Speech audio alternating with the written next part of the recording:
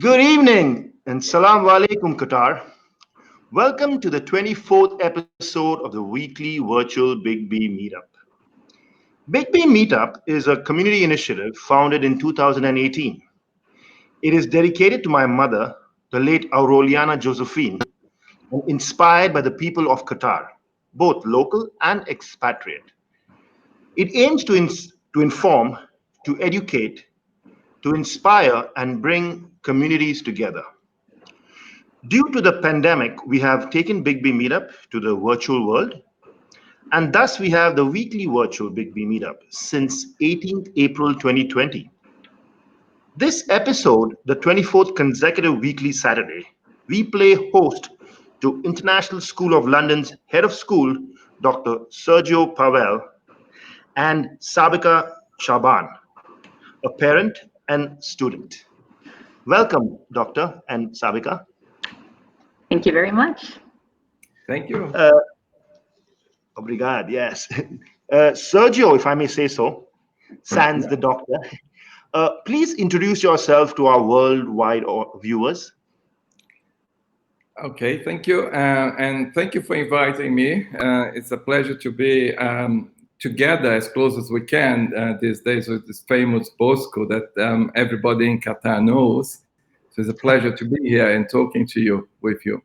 Yeah, my name is Sergio Pavel. I'm originally from Brazil. I have been working for the last 35 years in the UK, in London, and I have just recently moved to Qatar. This is my third week here, and I'm the head of the ISL Qatar School. Wow, that's wonderful. Sabika, could you, I mean, you're not new to Big B Meetup, but could you introduce yourselves to our audience? Yes, thank you, Bosco, for the invitation to the platform again.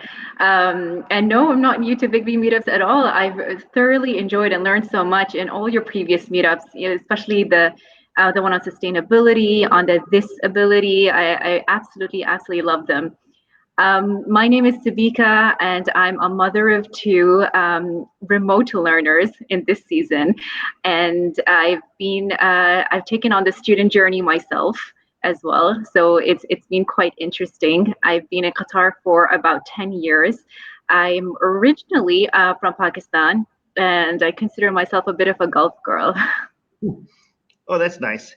Back to you, Sergio. So, when did your tryst with education begin as an educator? Well, I'm old. This is going back a long time. It's a long story, but I've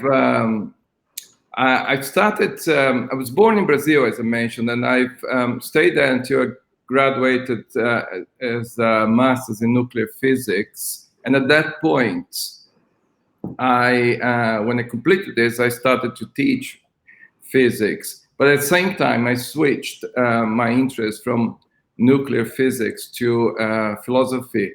And at the same time that I started to work as a teacher, I emigrated to the UK to pursue my further studies because philosophy of science in Brazil at that time wasn't very developed. So my career then stretched for almost 40 years in education. That's nice. Could you give us an insight into your journey as a principal, as how you've been coping with COVID? Right. Yes, I can. Of course, I can. And I'm coping in the same way that most of us are from a distance. I have been. I'm only just started as the head of the school here, so I'm coping as a principal. Is quite a new experience for me here. But before that, I'd spent the last 5 months locked at home in the UK, in my home, with my wife and one of my daughters, who live in Namibia, but she was stranded in the UK. So the three of us stayed for 5 months in my home in the UK, waiting for permission to get into Qatar. And I arrived on the 1st of September, stayed a week here in this flat where I am talking to you from. And in the last 3 weeks, I have been going to the school and working as a principal with a school that is very empty, unfortunately, with only 1/3 of the children at any one day. Wow, that's nice. So when did you join International School of London? Actually, you already answered the second one, which I'm going to ask you, but I'll ask you anyways. When did you come to Qatar? Yeah, when did you join International School of London? Right. The International School of London is a group of schools. There are two schools, two campuses in the UK and one here in Qatar. I joined the group some 25 years ago when, so a very long time. And I worked in several capacities in the school and in the UK, based in the UK. When we expanded into Qatar, I took position of the chief academic officer, and my job is to supervise all the academic development in across the group. Now, more recently, and particularly because of the situation that we're going through, I took that position of the head of Qatar, so this is only. Although it's only 3 weeks old, I have been involved with ISL Qatar since its inception. The school is 10 years old, and I was involved in the application to and the whole process of setting up a school here. That's phenomenal. 25 years. Talking of which, can you go back? Can you give us a little insight? Didn't you just say you graduated in physics?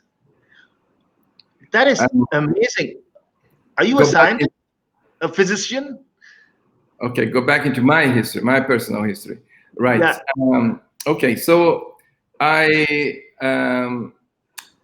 was educated for most of my life in Brazil and became a nuclear physicist there. And this was during the time of the Cold War, and I lost interest and then moved into philosophy, and I couldn't quite continue the studies there at a doctoral level because it wasn't so well developed. So at the time, I was a student, didn't have much money. I hitchhiked from Brazil to Europe, and how is it that one can do that? I went to the port, it was about 100 kilometers from my home, and spoke to a captain of a ship, a container ship, who was very glad to give me a lift. So I came to the UK and I continued my studies. Later on, I moved into education and continued my studies, but then as well as working. At one point, while I was doing my doctorate, I discovered the world of international schools, international education. At that point, I moved to ISL in London. ISL in London is a school that is the oldest international school that offers the diploma program, the IB diploma program in the UK. So it's a very well-established school. And at the time I got involved with this school, it was a very small school, and today it's quite large, has 2 campuses, and of course it has the one here in Qatar. So I have grown professionally with the school. This is phenomenal, Doctor. I'm become your fan actually. This is fantastic. I mean, I'm actually calling you to speak on behalf of the school, but I might detour and just talk about your life story. This is so interesting, isn't it, Sabita? Extremely so. I'm kind of grappled myself. Yeah, 25 years with the school. You hitchhiked from Brazil to Europe. I think Tom Hanks might be interested in your story. No, it's part of the plan. Yeah, Doctor. So you're new to Doha. You're brand new to Doha. How do you like living in Qatar? Right. I am new to Doha in the sense that this is the first time that I am living in Doha. I moved with my wife, Christina, and we haven't had a chance to absorb much of the city, of course, because we are on lockdown. We're all being very careful about going around. But I have been coming to Doha for a few days, a few weeks sometimes, ever since we founded the school here, because I was involved with the project from the very beginning. So 10 years would be 2010? Yeah, so in about 2008, if I recall, so a little bit before that, under the auspices of Sheikh Mosa, there was created a committee called the Outstanding Committee that had the job of identifying the best schools in the world. Wow. And cutting a very long story short, we were selected and we were invited to set up a school here. So I was involved from the very beginning of that process, where we had to receive the dignitaries from Qatar, as well as respond hundreds and hundreds of questions they had for us. And I was involved in that part of the process. So yes, it's a baby that I saw growing here, and now it's 10 years old. Yeah, we have a couple of questions coming up from our viewers. There's a question here for you, Dr. Sergio. How many students does International School of London have, and what's the strength of your faculty? How many students? We at the moment we have I don't know the exact number, because of course we are in this situation where not all students have been able to come back into the country, and anyway, the numbers fluctuate a little bit, but it's just under 1,200 students we have. Oh, wow. And that's the capacity of the school. Oh wow, that's fantastic. Is that the capacity of the school, or can you include more? Yeah, that is the capacity of the school before we build more. I mean, the school campus is quite large. It's about 50,000 square meters, but the building as it is right now cannot take more than Okay. 1,200. Wow. And what is the strength of your faculty? Various, but I think what I would highlight here is that we are a truly genuine international school. That means that we have students from all over the world, and of course we'll talk more about this probably later. But we teach every mother tongue in the school, and we try our best to make sure that the teaching population reflects the student population. So we're very diverse, we're very multicultural, very multilingual. We're truly international also in the sense that we draw on curriculums from all over the world and bring a different dimension to what one would interpret as a blended learning model. We tap into curriculum developments from all over the world. So the strength of the faculty is in this capacity to develop a program that is coherent and benefit students that are coming with experiences from different parts of the world and different cultural backgrounds. True. Truly international, yeah, that's right. I'll just move to Sabika because I'd like to pick Sabika's brain a bit on a few things. Yeah. So Sabika. No right? worries at all. It's international, so everyone says it differently. So Sabika, mother of 2 kids, and you're juggling with getting a PhD at HBK University. Is that right? Well, I hope one day a PhD. At the moment, I've started my master's journey, Oh, and it's been quite something in the sense that people were asking, "Do you really want to start now in COVID out of all years?"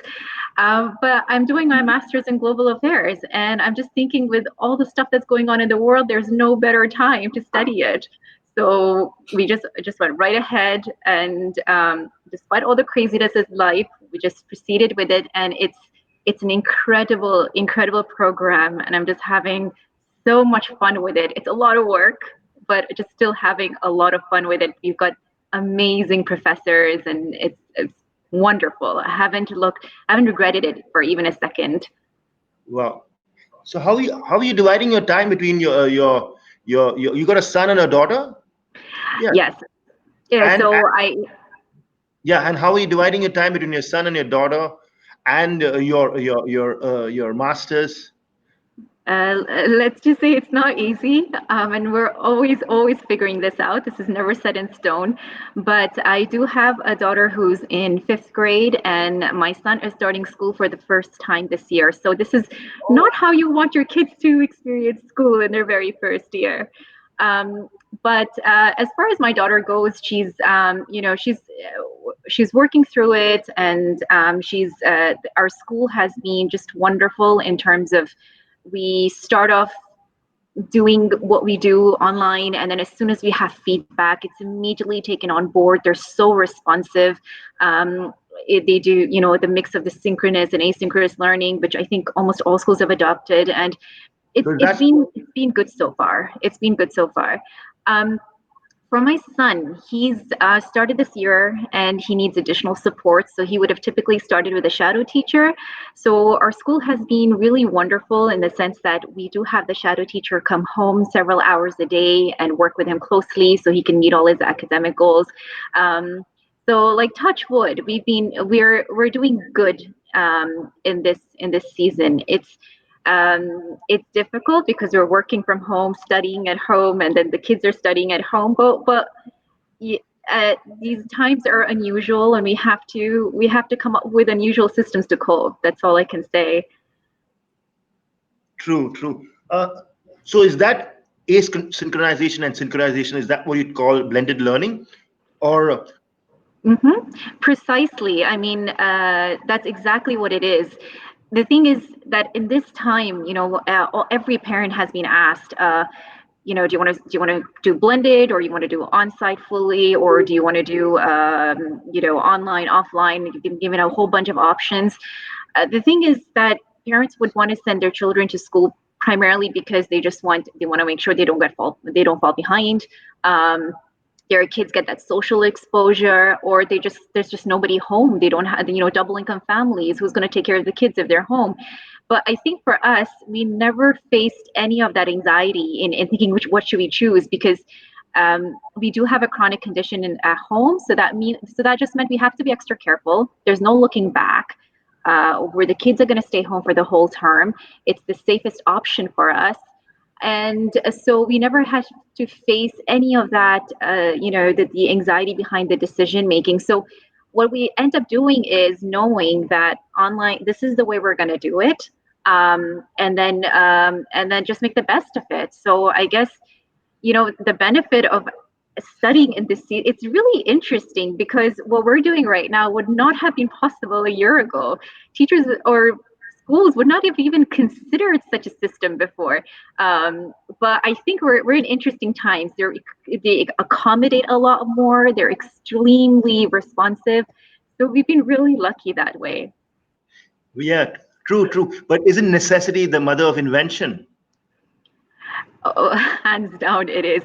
I think even before COVID, the education sector, and I'm sure Sergio can say more about this than I can, was already under pressure to innovate. So, with the COVID on top of us, it's just everyone has to just pick up the pace. But I think as a parent, we also need to be a little bit compromising and part of the process of innovating.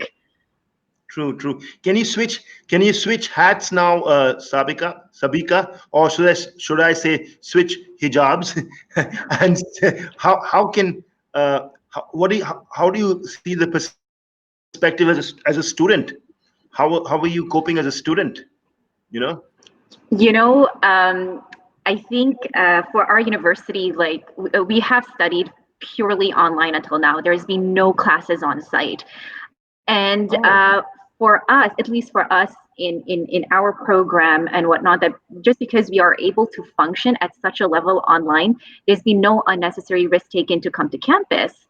So it's worked really well. I think part of the reason is also because we've got great professors, we've got great technology, we've got so many different platforms we're using just to make sure we make the best of it, that we're literally enjoying this.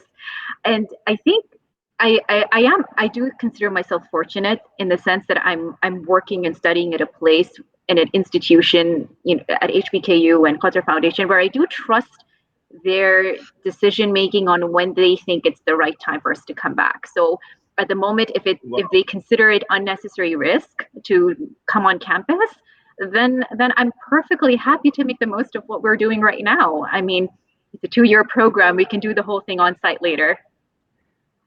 Wow, that's nice. Hang on, something happened here, but it's okay. Sergio, can you?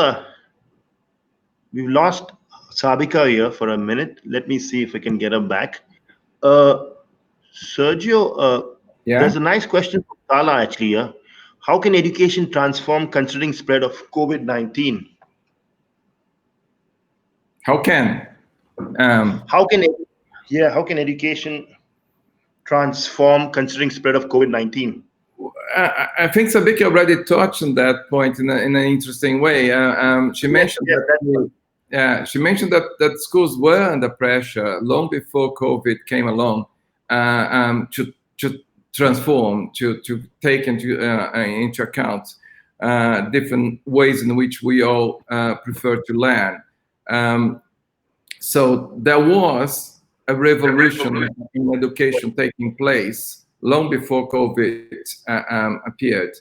What COVID did was maybe to ignite this process in a way that we had the schools that were prepared to make the transformation, together with the students that were far more prepared than us to accept those transformations, and finally the triangle formed with the parents that had to support it because of COVID. So that revolution in education we're going through, it was happening anyway, and it was going to happen in spite whether COVID appeared or not. Maybe we are 1 year ahead of time here, but at most. Yeah, Sabika is back with us. Yeah. She's having a bit of a problem with the sound, but it's okay. Sergio, how has I mean, can you give us more information about how ISL has been coping, and if you can give us some feedback on blended learning of what y'all have been doing in the school, Yes, absolutely.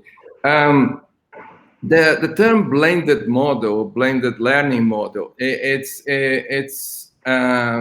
means different things in different schools, because it's being molded according to the values of different schools. I can explain what we have been doing in ISL since September. We're facing a situation that is similar to many other schools in Qatar. We have students who are prepared, and families who are prepared to go to the school and take the risk of being there. And we obviously can only have 1/3 of the school in any one day there. So we have to come up with a way of teaching those students, as well as the students who are at home because they either they can't go to school, or because they have made the choice it's safer to stay at home. And we have a third group of students who have not been able to come to the country yet. So they are in different time zones. So the challenge, the blended model, is a model that can provide a curriculum program and access to all these three categories. There's an additional fourth category here of the fact that once we have the students in the school, even when it's only 1/3 of it, we have we can only have 15 students at 2 meters apart in one classroom. So we cannot have the whole classroom. So part of the classroom, part of the students, part of the friends are next door. Now, thanks to a brilliant idea of my science department, we came up with a model that is offering the teaching simultaneously to all these 4 groups. Oh, wow. Can you elaborate? How do we do this? It's something that many schools can copy. Many schools have those old projectors. I mean, many schools today, and ISL has those modern electronic interactive whiteboards, but we have never gone as far as removing the old-fashioned projectors that are in the classroom. And the science department found out that they have an amazingly good quality of microphones and sound system that can capture the sounds in the classroom and the instructions of the teachers. So we are able to teach simultaneously some students in the classroom in front of the student. Some students can see the teacher and the classroom projected next door, so they are there and they can hear each other, they can interact with their friends, and the remaining students who are either at home in Qatar or abroad have exactly the same experience. So we're able to maintain the synchronous, simultaneous teaching. And this is what we are defining in ISL as the blended model. Fantastic. Sergio, this is phenomenal. Is this come up with ISL Qatar, or have you done this in London also? No, this was thanks to the science department here in Qatar, and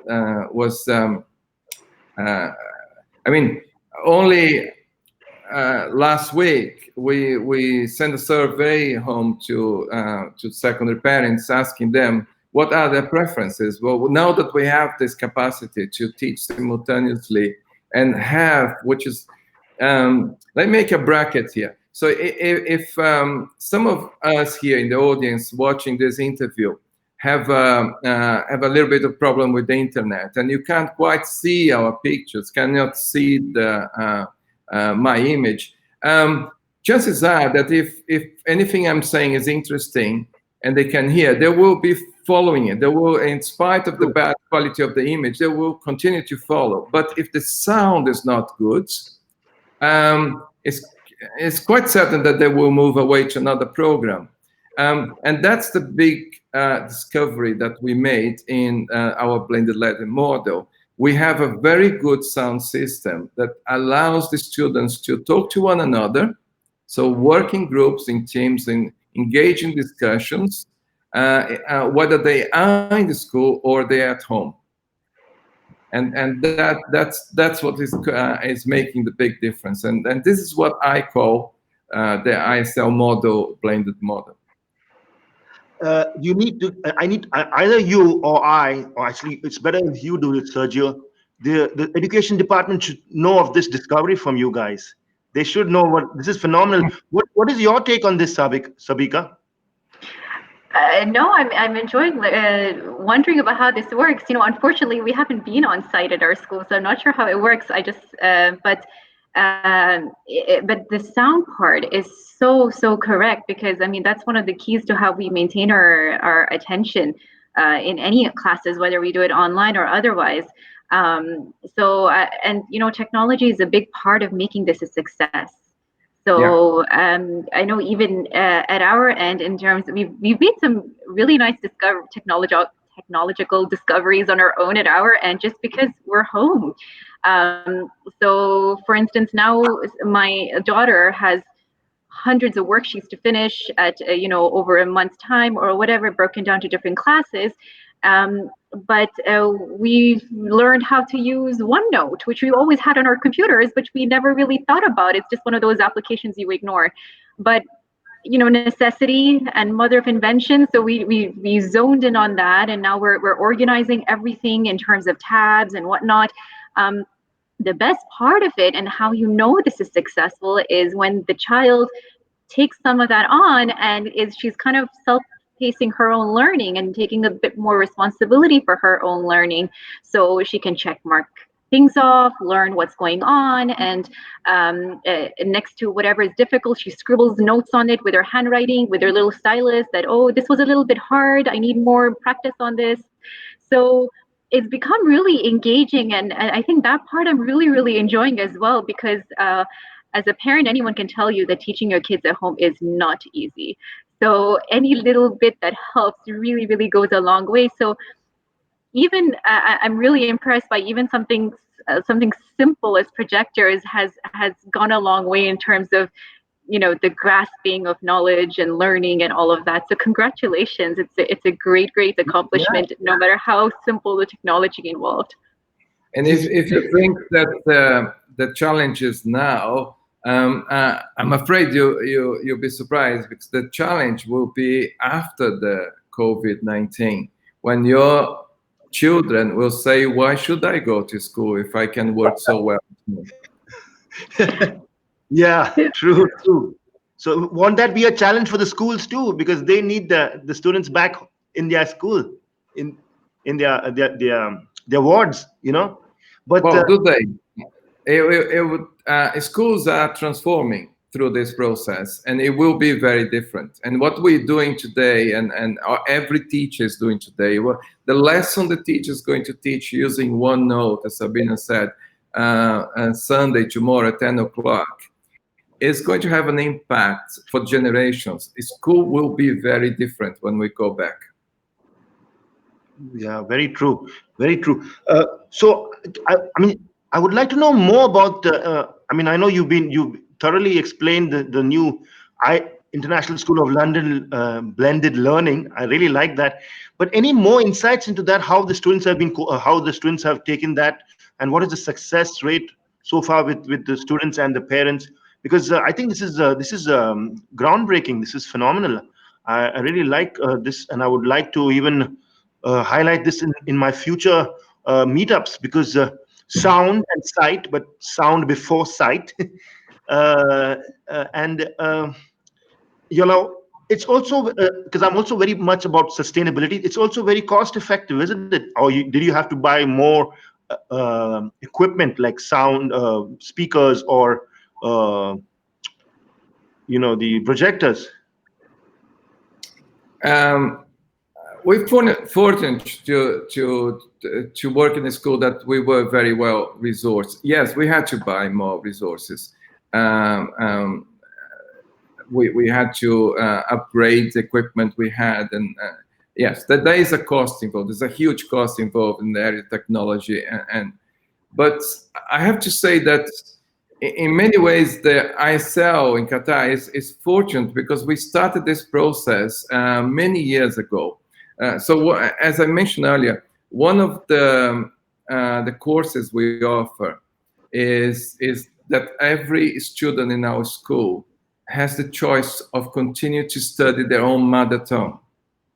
Now, yeah, it's not always easy to find, and we don't employ someone who is not qualified as a teacher, a language teacher, who only happens to speak the language. We employ qualified teachers, and we started this 40 years ago in the UK. And in London, a very cosmopolitan city with 8 million people, it's actually quite easy to find those qualified teachers. In Doha, it's more challenging. And to address this 10 years ago, we played with technology. We've been teaching synchronous languages with teachers in different parts of the world. There are teachers here in Qatar teaching Arabic to some of our students in London. There are Dutch and Japanese teachers in our school in London is teaching our students here in Qatar. So we had experience. We had 3 to 4 years of experience in teaching synchronous, only language and only to the older kids. That's true. But we started a little bit ahead in this game because we had some time to prepare and adjust technology. So we knew, for instance, and I know many schools here in Qatar struggling with this. We knew that iPads or tablets are beautiful devices. They're very useful, very entertaining, but they do not work in synchronous lessons because, well, you need a laptop or a desktop because if you're using an iPad or a tablet and you switch from one software to another, quite often the camera and the sound switch off automatically. While if you have a laptop, you can have multiple programs while your camera is there and you can continue to interact. So I don't know how many years ago, 4 or 5 years ago, when we started the bring your own device that is quite widespread in many schools, we narrowed this down. We didn't never say bring your own device, bring your own laptop. We insisted that everybody should have a laptop. So our students, they all have laptops. And therefore, we didn't face that problem that many schools are facing, that they can either have, well, what we have right now, either using the software to speak to the 3 of us here, or open the OneNote. If you try to open the OneNote now, if you're using a tablet, the camera is going to go off. So we were lucky in a way that we started many years ago moving in this direction. This is fantastic. Sergio, so y'all could be possibly the only school that is already prepared for COVID way before COVID even hit us. We prepared for that revolution in education that was coming, and we are all part of that. The COVID has accelerated in some way, but it was coming. It was ridiculous to ask students as they come into school to unplug themselves, to remove the earpieces, to switch off the smartphones, and there was a lot of research showing that we were moving this way. I remember when the MIT for the first time allowed the students the choice, and we're going back 10 years now, allowed the students the choice of either watching the lectures in the dormitories in the US or in the lecture hall. 60% immediately switched to online. So the students were asking for that. I'm going to move to another part of my sitting room because I need to plug. I'm running out of battery here. No worries. Yeah, that's okay. So you were just talking about unplugging students now, and you need to plug in now. That's fantastic, isn't it? Right. That's Sabika. right. Yeah, giving us a big smile there. No, I'm just interested in terms of no matter how advanced technology gets, we are still limited in some ways. in fact, yeah, you know, this is just phenomenal. I mean, I had my questions ready for Dr. Sergio, but from the start of his hitchhiking to telling us about this ISL being ready for COVID, way before COVID hit, this is really intriguing and inspirational. I don't want to stop here, actually. I would like to know more and more about this fantastic school here. Doctor, what is the Research Center Institute all about? I mean, I've never had a research institute in my school. I've never heard of that. So this is... Okay, so that's the, well, of course, COVID is delayed some of the developments. Let me start with extending from the idea of the mother tongue. So and then I'll go into the Research Institute and I'll make the link here. So about 40, 50 years ago, the founders of ISL came up with an intuition, an amazing intuition, that idea that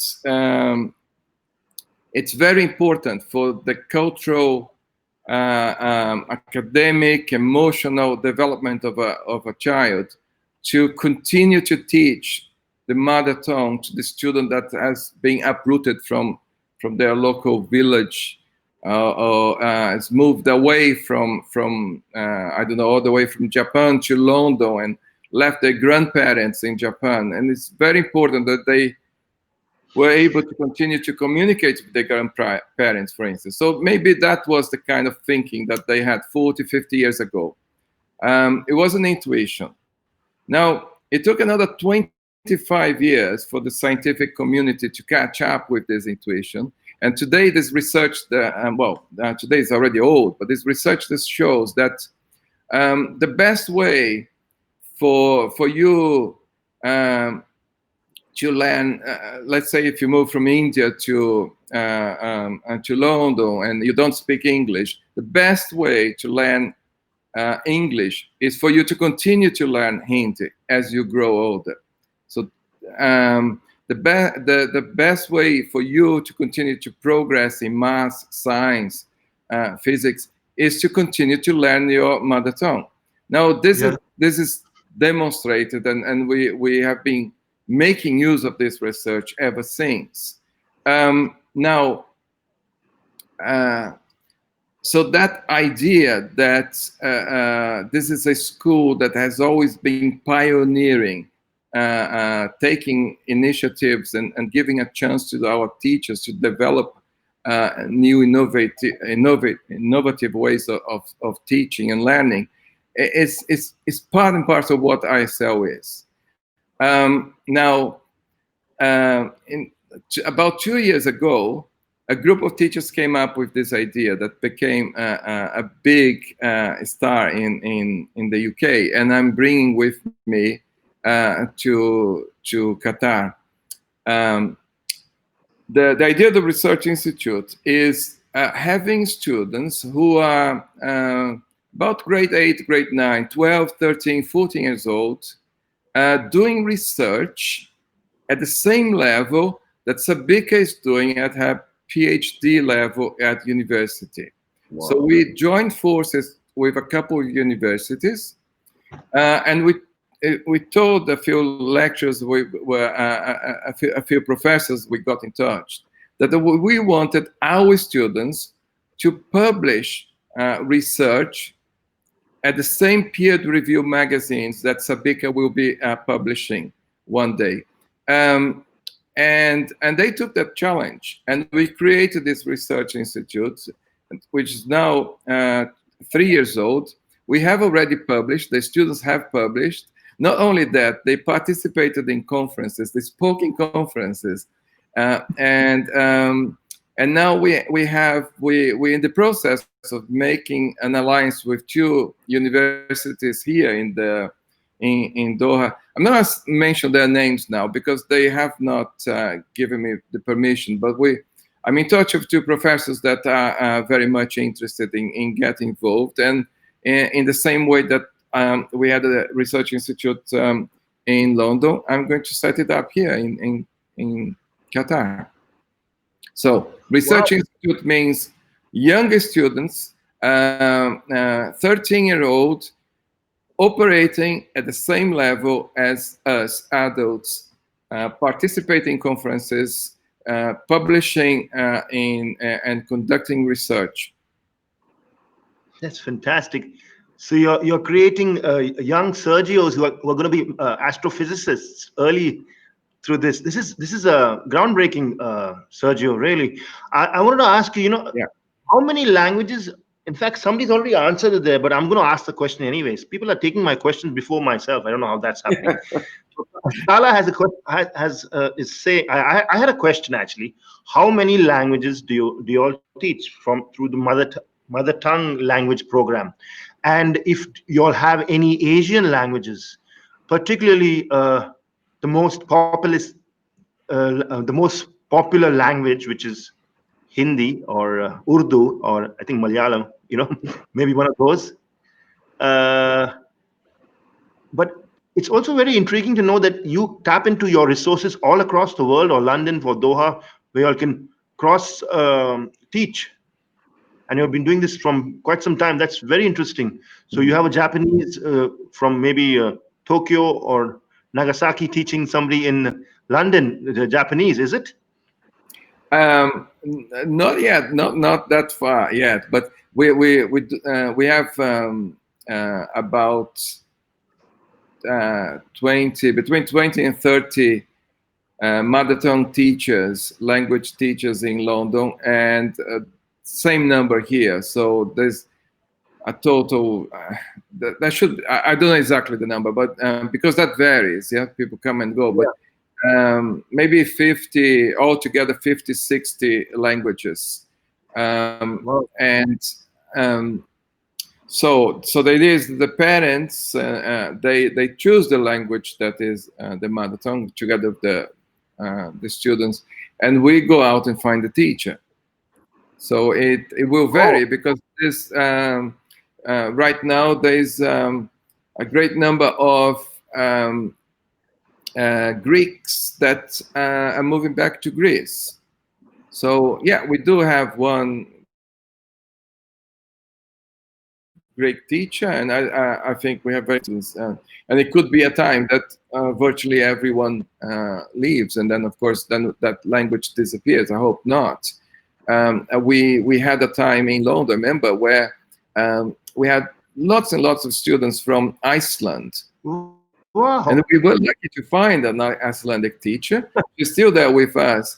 But then it came the 2008 crisis and the global crisis, and they all the families returned to. From one day to another, we lost virtually every single family there. Yeah. So I had two questions actually. Who are the pioneers of this fantastic school? I would like to know who they are. This was not in the books. This question was not on my radar, but I'd like to know because this is very interesting, because they are way ahead of their time. And also, the language program, I believe you're the only school in Doha that teaches this mother tongue language program. That's right. We have been for many years a reference in. I've been going for conferences to speak about mother tongue for the last 15 years, and we hosted a big language conference here in Doha about 2 years ago. Now, your first question is who is behind this big project? It's a family. It's a family business. They started a school in London, a small community school, and almost 50 years ago, and that grew into this larger community.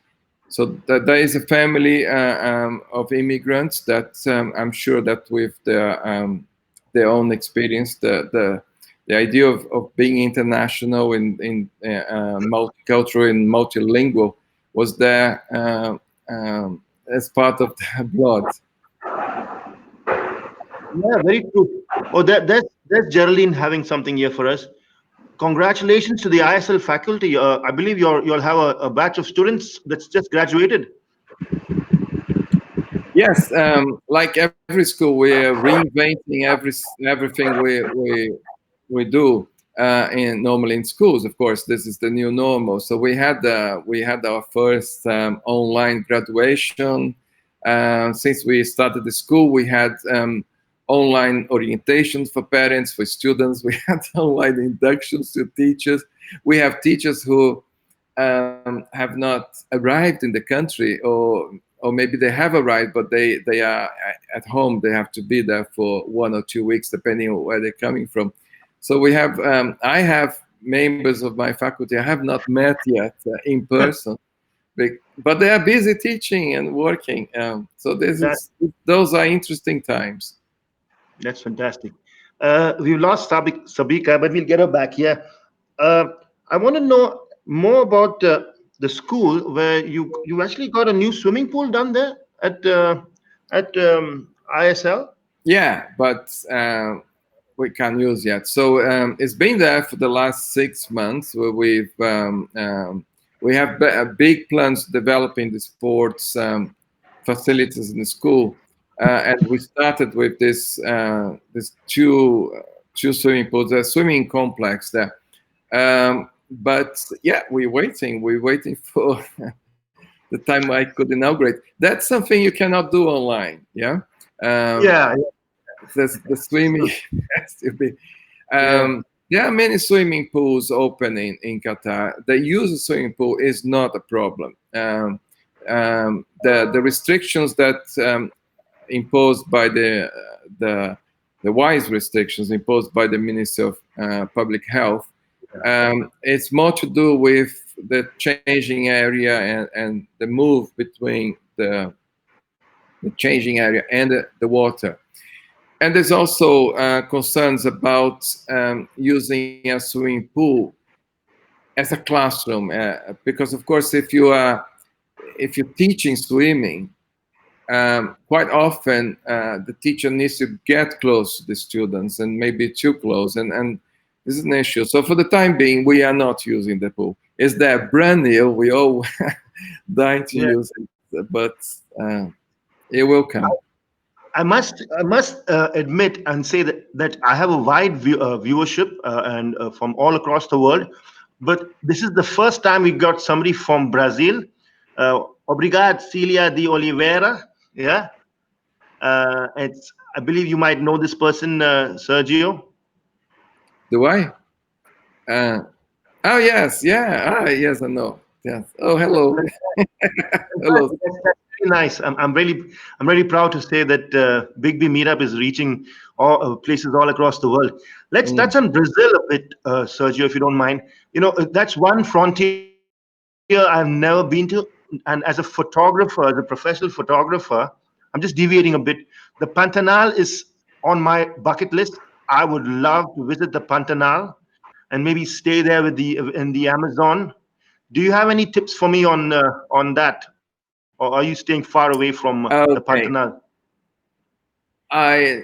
No. The Pantanal is a wonderful place to go. The Pantanal is, and in fact, the whole of the Brazil, and it's typical to all tropical countries. So I think you relate India as well.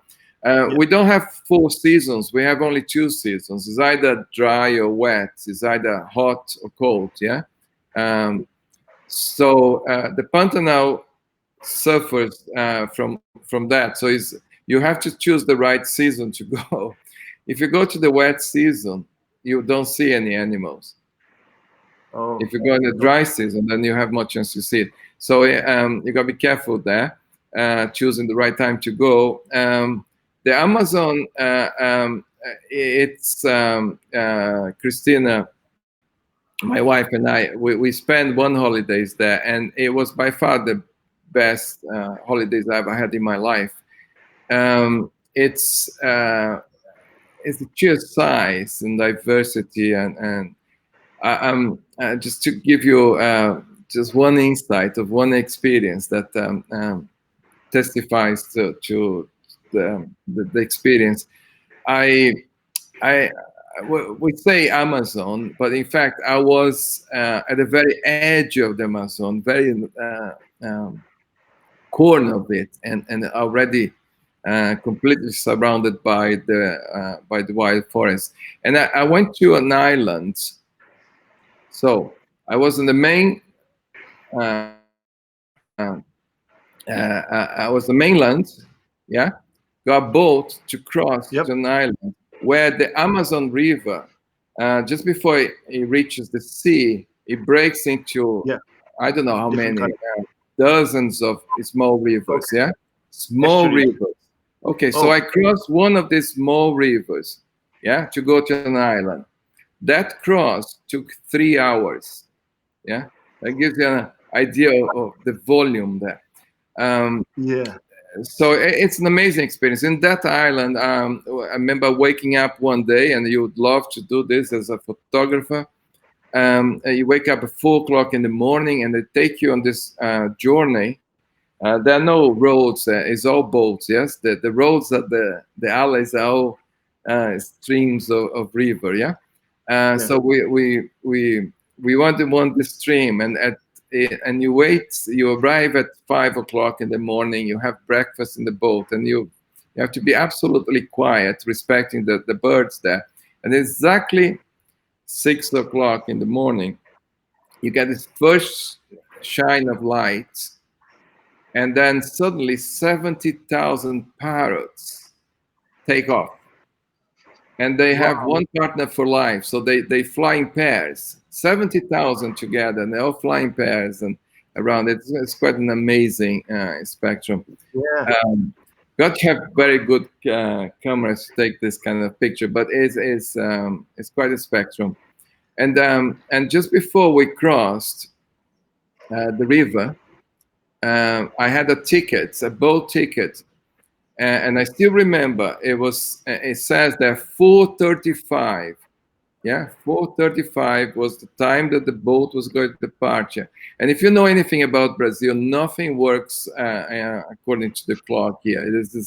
It looked very strange when I saw that. But 4:35 and at 4:30, the sky closed and heavy rain came down. And of course, I looked at Christina, and she looked at me and said, "Well, forget it's not going to happen today. The way that it's raining." And exactly 4:35, stopped raining every day, and the sky is blue and sunny, and we crossed the river. Wow, that's divine providence. Oh, yeah, on providence. Yeah, that's fantastic. I just want to say that I've been to Kenya, and I was lucky to get the big five. Now my big five, possibly, or big four, would be the giant otter, and I'd like to see the jaguar and a couple of other animals that I can't remember right now. We have few more minutes actually. I'd like to end this conversation, this fantastic conversation, actually, very educational, very inspirational. And I got my questions answered, which is about blended learning. I wanted to know what is blended learning, and I've got answers from Sabika, the mother, Sabika, the student, and Sergio, the astrophysicist, and the doctor, and the principal of the school. It has been amazing to have you all as guests. And I'd like to ask you all to give each one of you all give us a parting message to all our viewers. Sabika, if you could give us your message of love and peace and blended learning. Yeah. And well, thank you, Bosco. No, indeed, I've really, really, really enjoyed learning so much from Sergio as well, and particularly the Research Institute appeals to me a lot. I do work as an academic journals and publication specialist, so this part is intriguing and absolutely wonderful to know. But hang on. Sabika, can you repeat yourself? You always intrigue me, actually. What did you say? You're an academic what? An academic journals and publications specialist. So we actually help our students or whatnot publish, and our institution is a research-based institution, HBKU. So this is it's incredible to know that it starts so young. That's my highlighting point. But otherwise, I think my parting remarks would be this: that we are in unusual times, and at this time we do need to get used to unusual ways of doing things, and pretending that everything is normal can be really, really dangerous. So I think it's I mean, our country is doing so much to help us, and all the institutions are doing so amazingly well to make sure this is a safe experience for us all. So I just a shout out to everyone to just be mature and responsible and safe, so that we don't compromise each other's efforts, and just truly take advantage of what we have right now in the settings that we have right now, and then we all learn to adapt as we go forward. Thank you, Sabika. That is very kind and nice of you. Dr. Sergio, with your message of love and peace and inspiration. I'm so grateful that that I've been invited, and this is my beginning of getting to know people in Qatar, and it was wonderful to hear Sabika's experience as both, as a parent, as a student, and by all means, everyone listening here, you're most welcome to come and visit the school when it's safe to do this, but you can visit virtually and learn more about this Research Institute project. I think if you are a teacher and you're listening, you're very lucky. You're going through a phase, a revolution in education that no generation before you and many generations after you won't have the chance. So enjoy it. If you're a student, you are setting the pace. You're forcing us to change, and it's wonderful to be a student this time. Yeah. And if you're a parent, it could be, and it's very likely that the only experience you had as of a school was your own education 30, 40 years ago, and things do not look the same, and it won't look the same anymore. So please embrace. So thank you very much. Look forward to talk to you again one day. Yeah, Sergio, I'm not done with you. As in, I would like to have you as a guest again, maybe in November or December. This is phenomenal. I'm getting so many positive responses from our viewers, and it has been so educational and, more importantly, inspirational. So thank you, Sergio. Thank you, Sabika, and thank you, viewers, for tuning in to our 24th episode. Next weekend, I have the Qatar artist special. I have two lovely Qatari women, one pianist and one songstress, who actually performed at the United Nations for Qatar last year. So they are going to be playing, one's going to be performing on the piano, and the other's going to sing a song or two for us. So do tune in next Saturday for the artist special. But before that, stay safe, and if you're going back to school, please keep your distance and put your masks on, or just do blended learning like the way Sergio is doing at the school. Yeah, International School of London. Thank you so much, and have a good evening. Thank Take you. care. Bye. Bye. Good evening.